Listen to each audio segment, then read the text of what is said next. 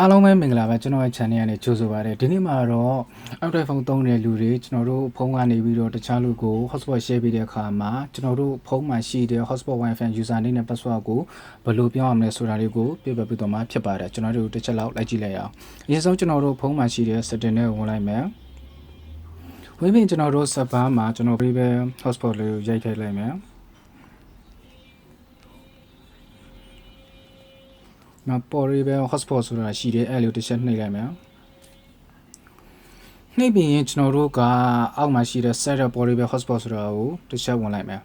ဝင်ပြီးရင်ဒီမှာကျွန်တော်တို့ access ID နဲ့ password ဆိုတာရှိတယ်ကျွန်တော်တို့ဒီမှာ access ID user name အဲ့ဒီဟာကိုကျွန်တော်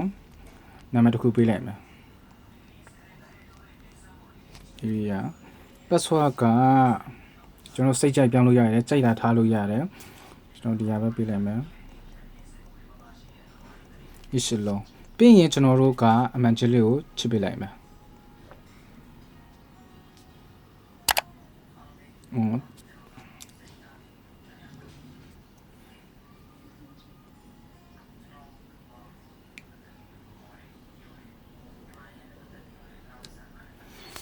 တကယ်လို့ပြီးသွားပြီဆိုရင်တော့ကျွန်တော်တို့တခြား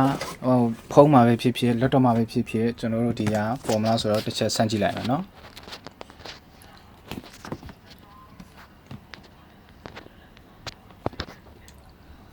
ဒီမှာဆိုရင်ကျွန်တော် laptop ကနေပြီးတော့တစ်ချက်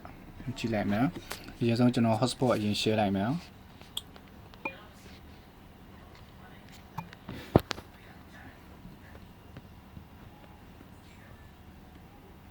ဒီမှာခုနကျွန်တော်လုပ်ထားတဲ့ area ဆိုတဲ့ဟာလေးပေါ်လာပြီ password ရိုက်ထည့်လိုက်မယ်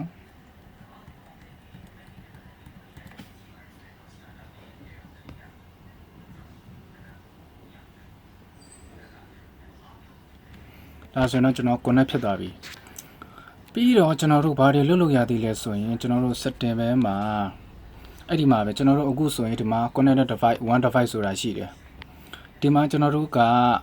ဒီချိန်ထားတဲ့ user ကိုကျွန်တော်တို့က block လုပ်ချင်လား block လုပ်ချင်ရင်ကျွန်တော်တို့ကဒီမှာ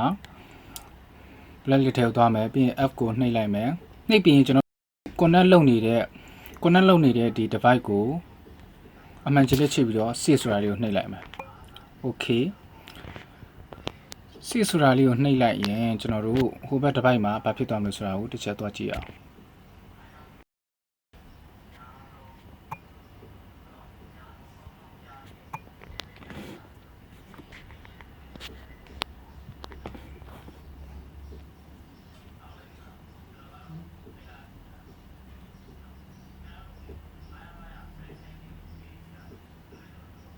那 area ကျွန်တော် connect လုပ်လိုက်မယ်ကျွန်တော်ခုနကတော့ဒီ device ကို block လုပ်ထားတဲ့အတွက်တွားပြီးတော့ဒီမှာ connect မချိတ်တော့ဘူးတကယ်လို့သူ့ကိုပြန်ဖြုတ်ချင်တယ်ဆိုရင်တော့ခုန setting နဲ့ပဲပြန်သွားမယ် setting နဲ့ကိုပြန်သွားပြီးတော့ခုနဒီမှာဒီ device ထဲဝင်လိုက်မယ်ဝင်ပြီးကျွန်တော်တို့ blacklist ဆိုတဲ့ထဲဝင်လိုက်မယ်ဝင်ပြီးကျွန်တော်တို့ဒီမှာခုနလုပ်ထားတဲ့ဟာလေးကိုအမှန်ချစ်ပြီးတော့ select မှတ်ပြီးတော့ okay နှိပ်လိုက်မယ်အဲဒါဆိုရင်တော့ဒီခုန device မှာပြန်ပြီးတော့ connect လုပ်လို့ရမှာပဲဖြစ်ပါတယ်ပြန်သွားလိုက်မယ်ကျွန်တော်တို့ခုန device area connect ဒါဆိုရင်တော့ကျွန်တော်တို့ connect ဖြစ်သွားပါပြီဖြစ်ပါတယ်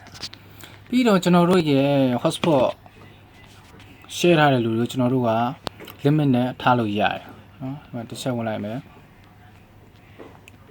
ပြီးရင်ဒီမှာ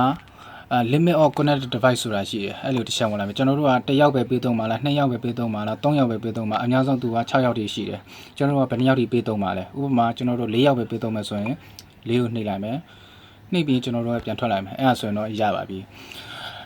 ဒီကလေးကျွန်တော်ရဲ့ channel လေးကိုကြိုက်နေတဲ့ဆိုရင်တော့ like subscribe နှိပ်ပေးသွားကြပါဦးเนาะအားလုံးပဲကျေးဇူးတင်ပါတယ်